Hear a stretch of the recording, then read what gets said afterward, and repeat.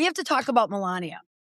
I saw the Melania story, and as soon as I saw it, I was like, oh my word, if there's ever been a Molly McPherson story, it's this one. And not for the politics of it, because there are so many people online right now who can talk about the politics of it and talk about it much better than I ever could. But I saw it for the PR, because you want to know what, you guys? That's exactly what it was. It was PR. It was definitely PR. All right. Let's go into my theory. 2:30 this morning, I got up. My brain just woke up. So I started listening to a podcast. And as I was listening to this podcast, I went, this ties into Melania. It is one more dot that comes in. So I want to first talk about the facts, everything that we all kind of know. I'm going to talk about the statement. I'm going to tell you the Molly of it all. There's so many just Molly only type things that you may not find interesting. But as a crisis manager, these things do not go unnoticed with me. So let's talk about the statement, talk about the crisis read of it. Then let's get into the politics of it, the legal pressure, the political pressure, other things that are happening. I like looking at the psychology of it. I want people to pull just a life lesson away from it. So let's start with Act 1. It was not a press conference. If it was a press conference, there'd be reporters there. There would be people asking her questions. This was a very controlled environment. It was a televised statement. Why does that matter? Because she's in full control of that statement. And that's important. She is someone who is clearly in the Trump orbit. So the statement isn't just about PR. It's about self-protection. Conventional wisdom tells us it's about self-protection. And anyone online, I think, can say that and see that as well. So no Q&A. Also, a lot of press, a lot of media labeling it as rare. The fact that the press is saying it's rare, they're putting their spin on it, that it actually is. There were reports, I believe, that Trump told MSN Now, formerly MSNBC, he was not aware that Melania was doing that. There was some speculation last night that she just cowboyed it out there on her own. It was too produced for her to do it on her own. Did she work in sync with Trump's inner circle? Likely not. But as a first lady, she has her own team. So maybe she hastily put it together. Maybe she planned for it and then they put it on the air. So it was definitely planned and produced. We had lighting. We had the podium, but we also had her walking in. The camera didn't go live with her there. She made an entrance. All that matters. All that matters in the optics. All right. So then she starts speaking. Good afternoon is how she started. This statement came out, this televised statement came out on Thursday afternoon. You've heard me talk about Friday afternoon press dumps, news dumps. It's a thing. It really originates out of Washington. As someone who's participated in them, myself, you dump it on a Friday afternoon so no one picks it up because people are done work at the end of the day, skeleton crew over the weekend, and then you might get picked up over Sunday. But with a Thursday afternoon address like this, you are going to get a deep afternoon cycle. So in the afternoon, it's still going to make the networks. Honestly, not as big of a deal as it was back in the 90s when I worked in Washington, D.C. We could time things around the national news, but still, there's that consideration there as well. And plenty of time for reporters to hit deadline. Okay, so that was a statement to make news. And then she has all day Friday to own the news cycle. If she wanted to dump, this would have been a Saturday afternoon address, but it was Thursday. So she wanted it to land. The statement, which she read, I do not believe she wrote the statement. When you look at her reading it, somewhat struggling with it a little, it looked like she was reading someone else's words. Are we going to judge her on that? No. I mean, that's part of the game there. The other reason why she didn't write it, this week, I had a members only monthly session. We kind of do a deep dive on certain areas. And we were talking about PR fixers. We talked about Blake Lively, Ryan Reynolds. We talked about Melissa Gilbert and talking about her husband, Timothy Busfield, and who did an interview with George Stephanopoulos with her lawyer right there. This statement was crafted, and it was crafted by, let's call it a fixer. And when I say a fixer, it was someone there looking out for her protection. It was looking out for her legal protection as well as reputational protection. There's no doubt in my mind. So the first line, that eyes linking me with the disgraceful Jeffrey Epstein need to end today. And isn't it interesting when you heard that? I'm sure many of you saw, that first line. Yes, we've seen her tied into Jeffrey Epstein, but the bigger person tied in is Donald Trump and a lot of other, as she calls them, male executives there. Yes, she's part of the narrative, certainly, because there's been photographs of her with Jeffrey Epstein, Donald Trump, and Ghislaine Maxwell. But is she an above-the-fold story about Jeffrey Epstein? No, she's not. So then she went on to say, the individuals lying about me are devoid of ethical standards, humility, and respect. Rich, coming from the halls of that White House. Rich. Now, here's the other thing. People have mocked me for this, but I have also nailed a crisis and what was behind it from this. You're all going to think I'm weird. The statement, which was published to the White House, double-spaced. Period, double-spaced. What does that mean? Some people will say, pish posh, that doesn't mean anything. And don't be such grammar police when you do this.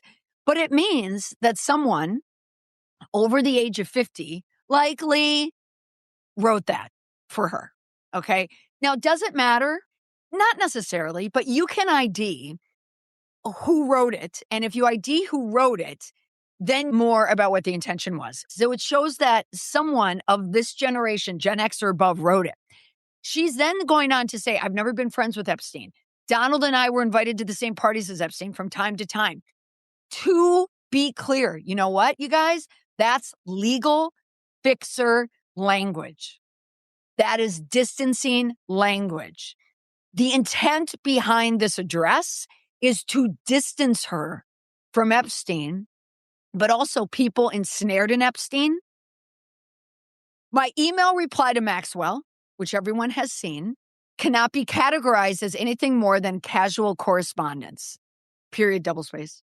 My polite reply to her email doesn't amount to anything more than a trivial note. We have a little bit now of contempt. In my podcast this week, my podcast episode this week, I talk about March Madness and two coaches in March Madness because I liken it to what I see a lot in my work. Usually that's what it gets to, is contempt. People cannot help to show contempt. And this statement is somewhat filled with contempt, but also protection. I am not Epstein's victim. Epstein did not introduce me to Donald Trump. I met, and not that many people are saying that. So she's denying things that aren't necessarily the accusation. She's addressing other accusations there. Also, this is why I think a lawyer wrote this, or a team had a lawyer there, but whoever was sitting down writing was someone older. The first time, numerous fake images and statements about Epstein and me have been circulating on social media for years now. Do you know whose defense that is? Who was the last one to use the fake image defense that failed wildly? Could you say former Prince Andrew involving the same scandal? People are savvy now. Millennials are now full-fledged aging adults. Gen Z is fully in the ether. People do not believe in fake images. Granted, we have AI, but I don't think there's any narrative out there whatsoever where people are looking at the image of Donald Trump, Melania, Ghislaine, and Jeffrey Epstein, and Ghislaine's wearing that blue crop top, and thinking, oh, that's fake. No one. And she said that she's not a witness or named witness in connection with any of Epstein's crime. My name has never appeared in court documents, deposition, victim statements. So all this, so if we look at the primary reason why she is making this statement, she is doing it to distance herself. She is distancing herself from her husband, Donald Trump. She is distancing herself from this scandal. Now, Trump has been entangled in this for years. So why now? Why now come out with a statement? I believe, as everyone else has said this online, that something will drop. This has the pattern of the preemptive state. Something is coming. And there's other clues that I want to share with you. Why? It's not just Melania speaking now that tells us something is coming. I think there's more things about what else is coming. My false smears about me from mean-spirited and politically motivated individuals and entities. Whenever there is labeling claims in a statement, she's showing contempt in the statement. Melania, I don't think, wrote this statement. So the person writing it on behalf of Melania, lawyer, is showing contempt for everyone.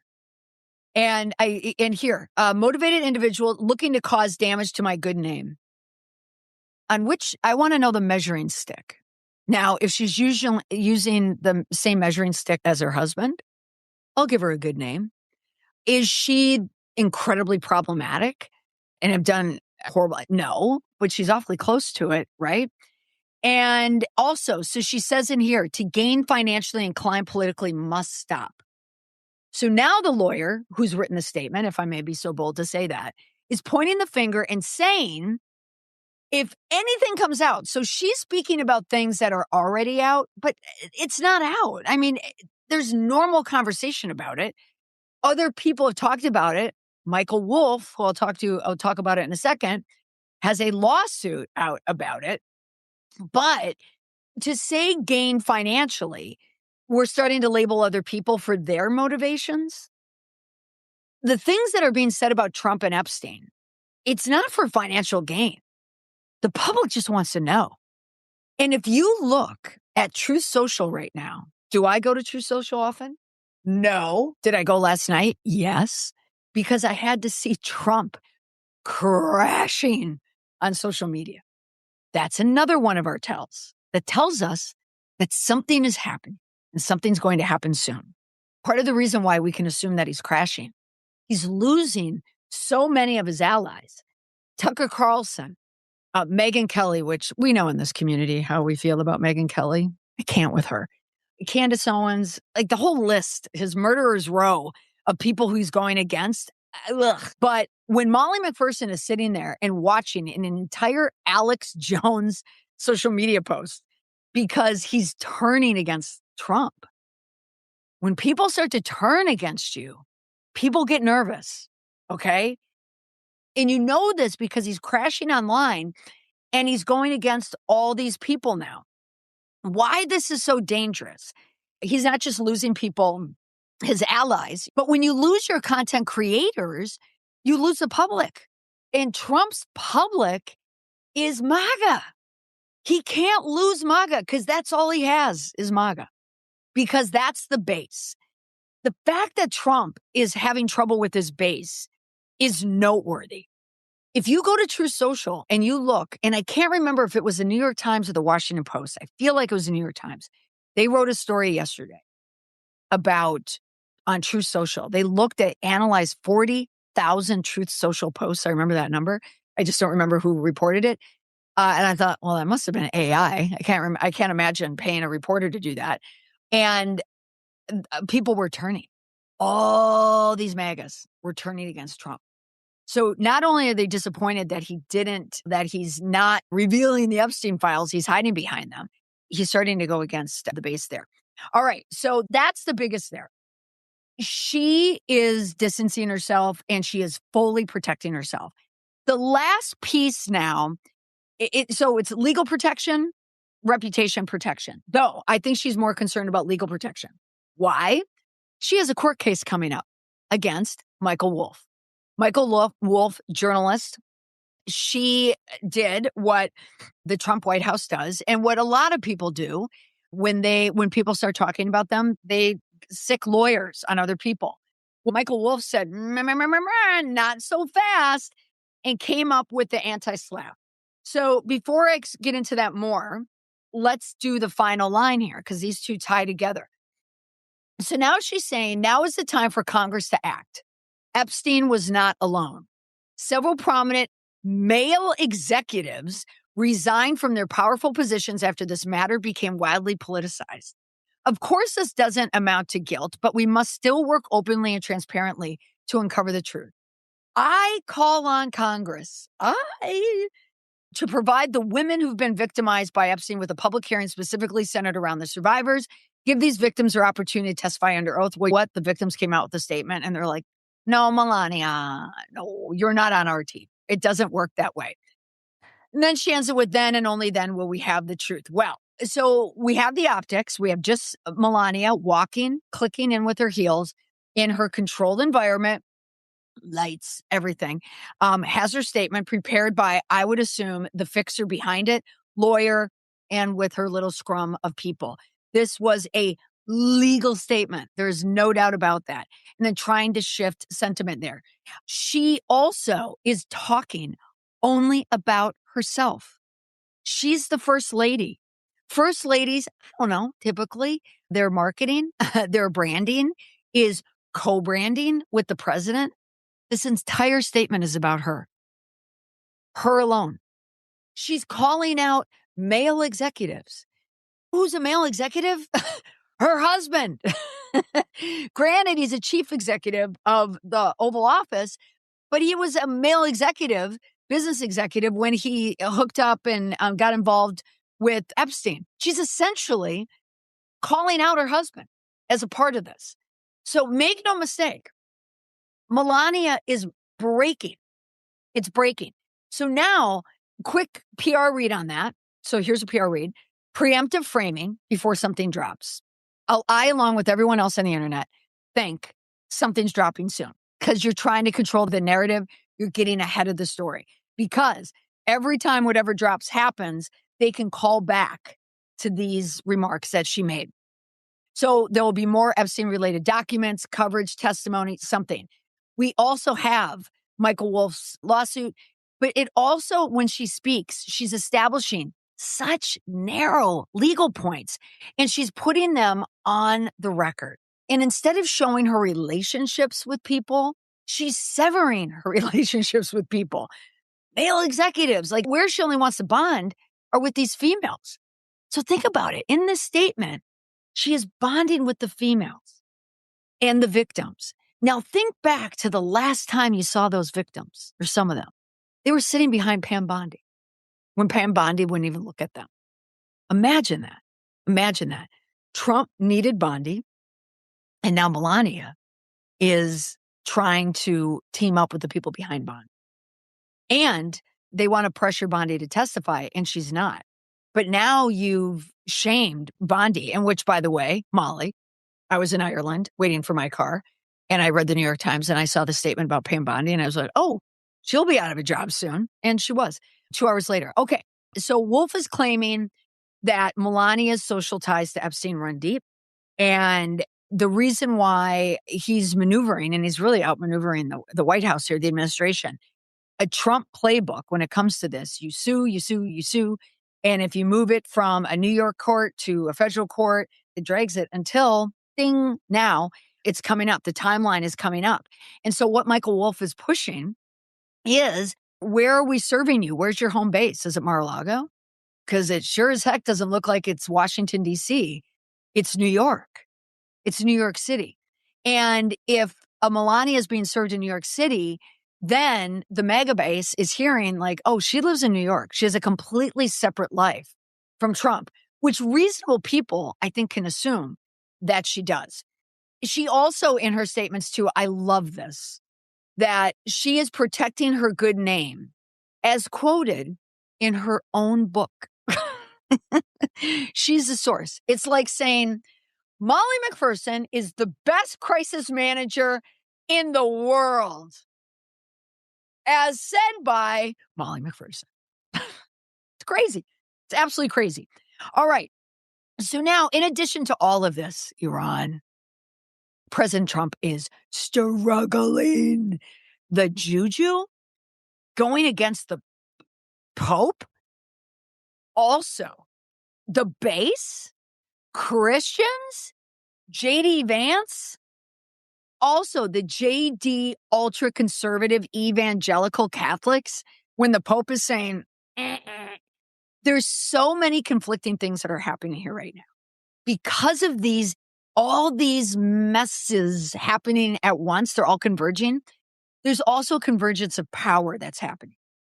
So with the war and the complication of the war, we also see JD Vance trying to take moves as well.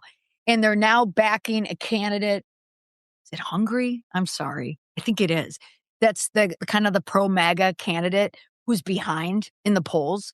MAGA, it's not just a U.S. thing. It's having problems elsewhere. Okay, so Pam Bondi's not our fixer.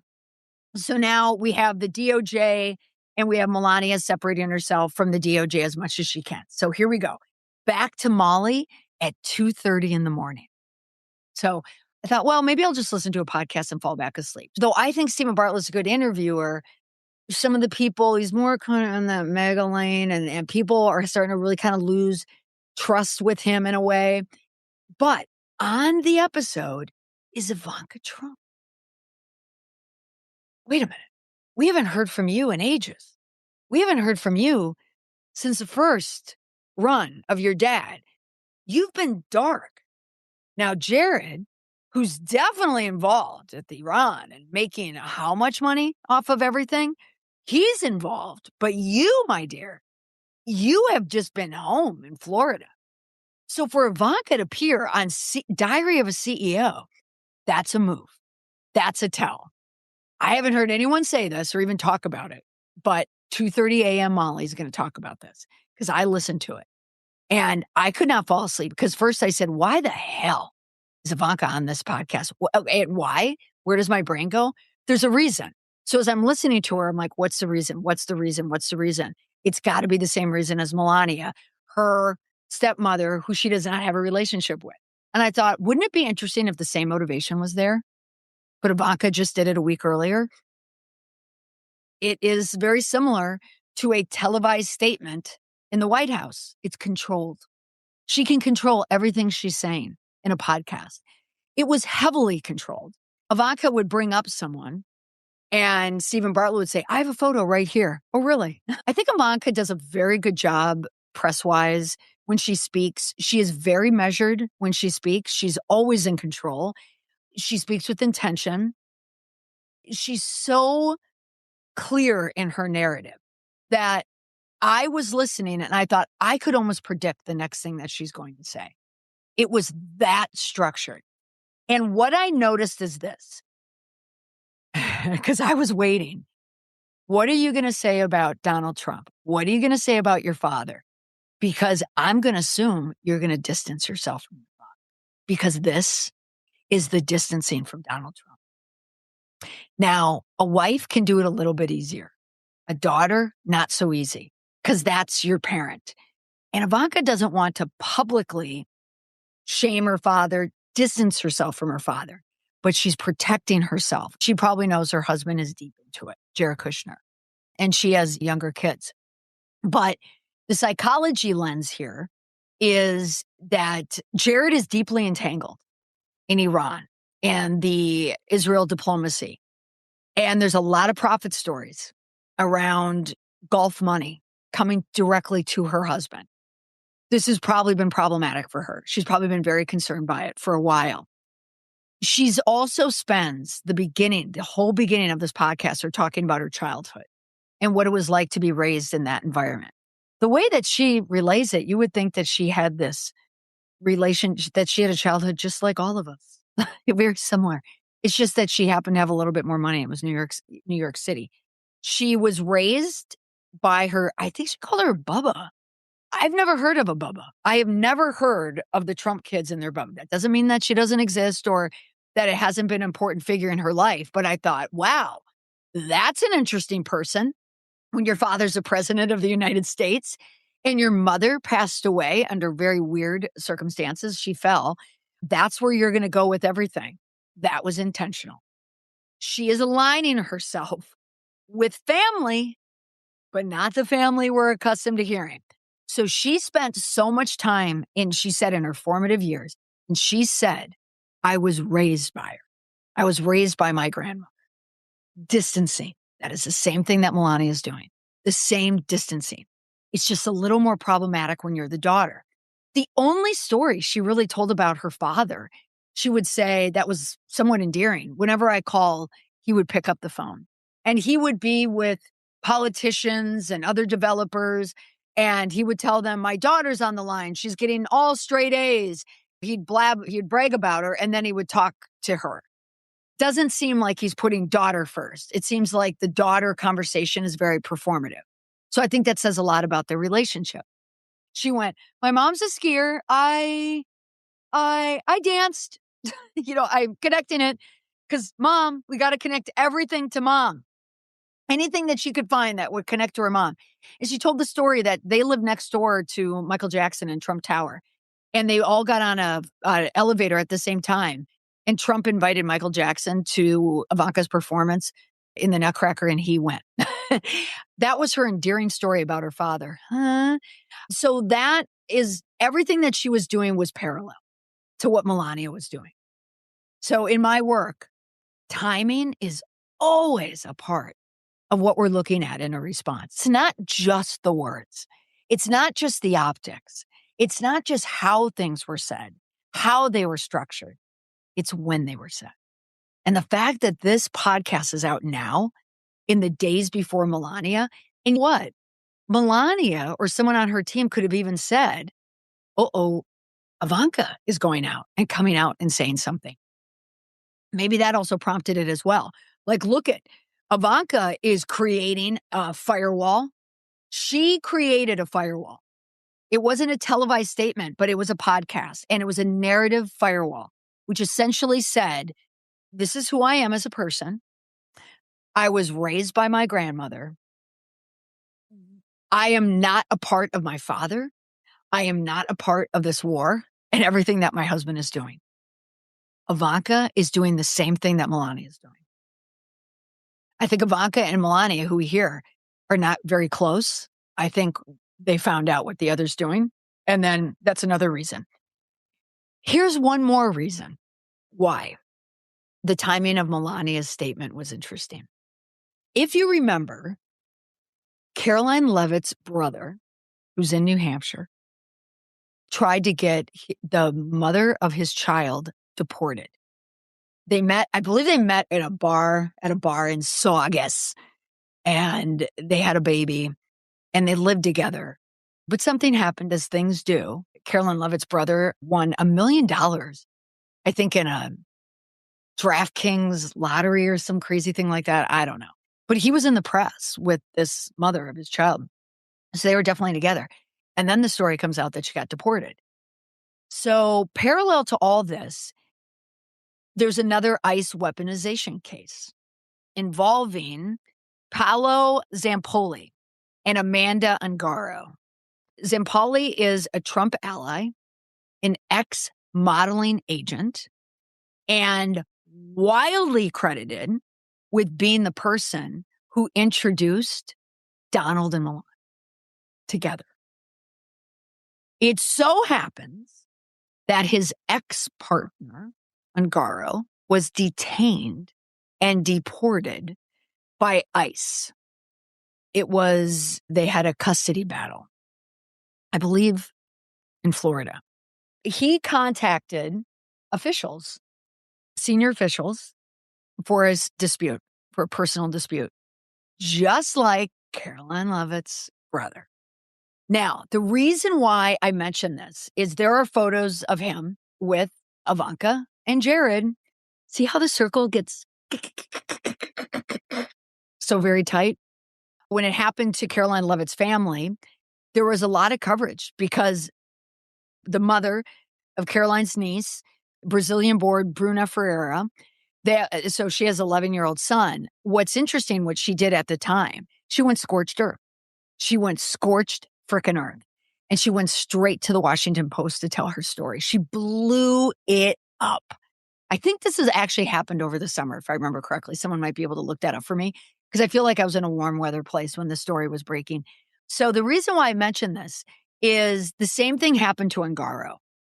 So someone within the Trump orbit weaponized ICE against them in a custody dispute.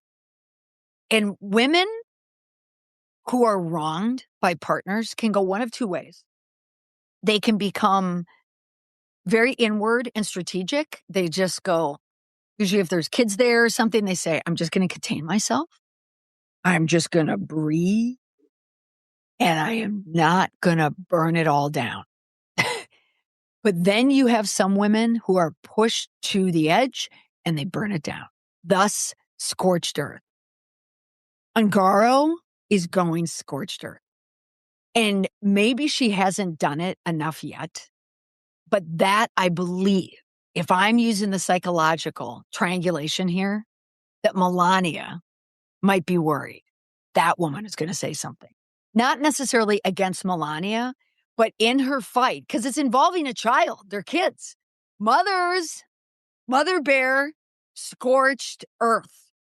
So to weaponize the White House against someone in a custody battle, oh, watch out. So with that happening too, Ivanka, Melania are worried that there are going to be collateral damage in that as well.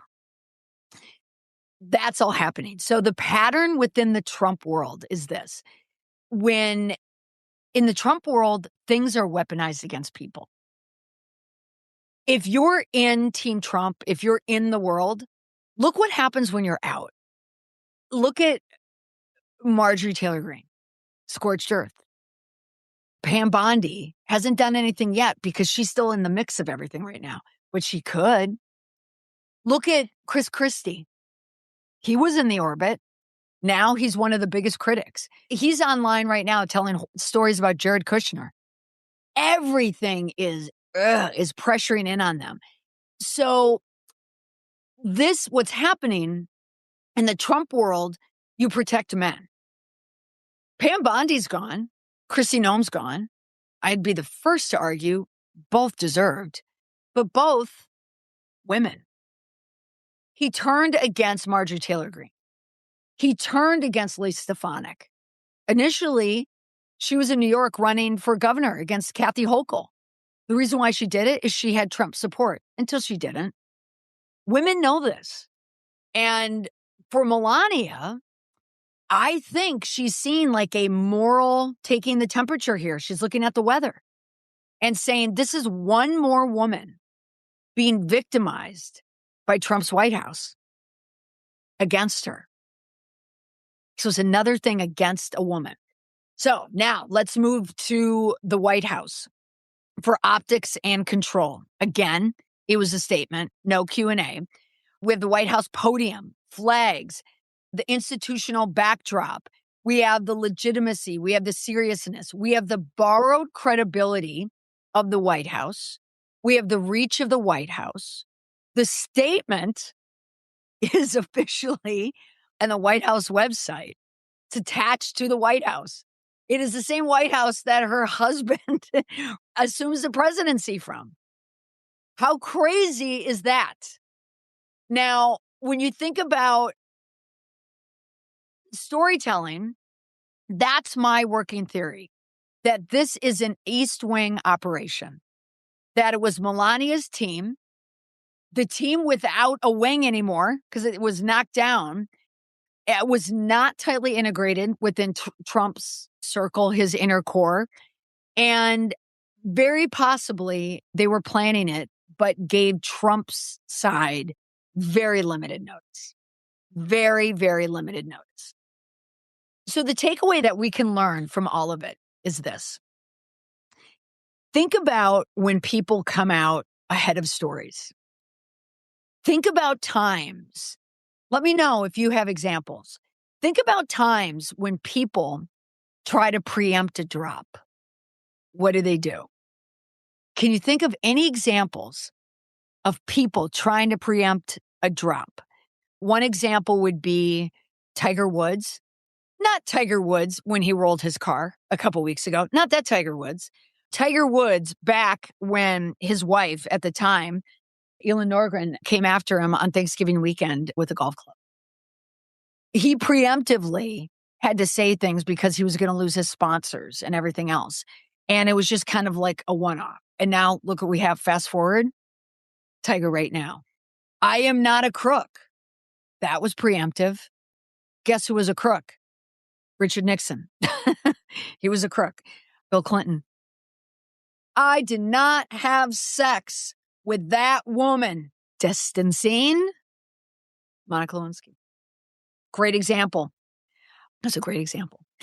There's been a laundry list of people who have tried to preemptively control the narrative where they can in advance, and it just doesn't work.